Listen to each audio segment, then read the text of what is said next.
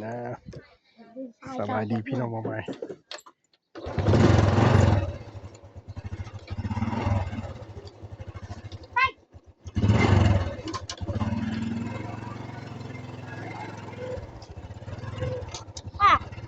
เขาแปลงครัวอยู่จังก้นเลยป่ะ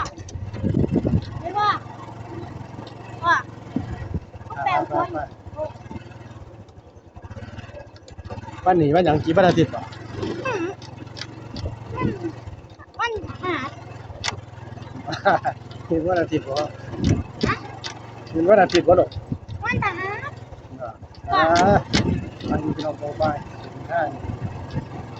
รอบเมื่อวานแจกโทษ วันทหารทหาร ใช่หัว ไม่นั่งพิษไม่ว่าเขาแปลงเขาแปลงครัวอยู่จังคือหน้าตามป่ะรู้ป่ะ ตั้งใจแล้ว ฮะ ตั้งใจแล้ว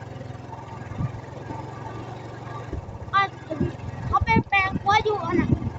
เขาจะทำยังไง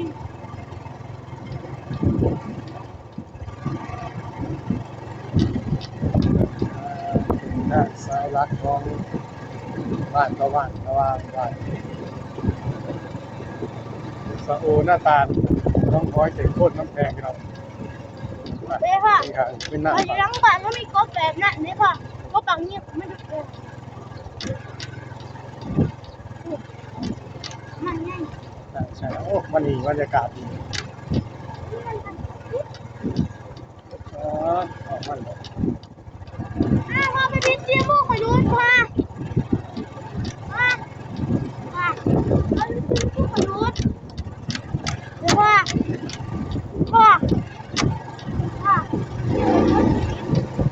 วิ่ง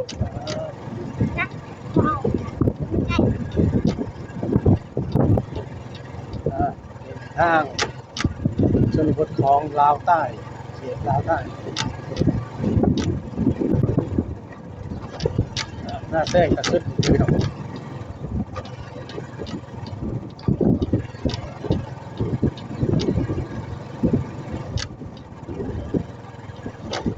เส้นนี้ก็จะไปถึงวันนอนแก้วว่าตามเรื่องมันเป็นมาหน้าเรา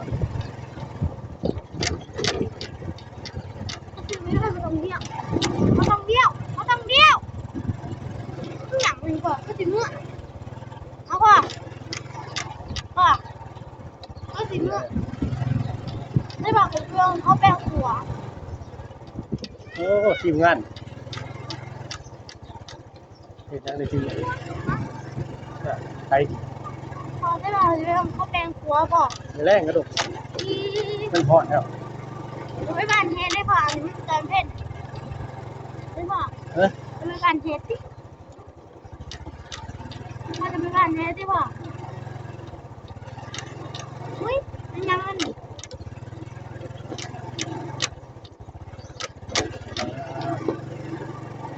ครับวันต่อวัน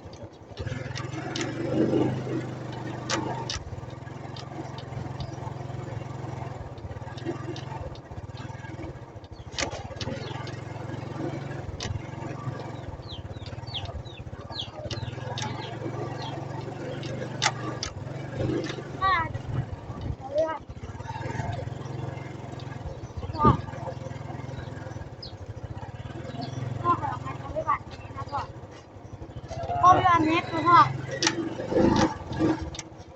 ไปวันนี้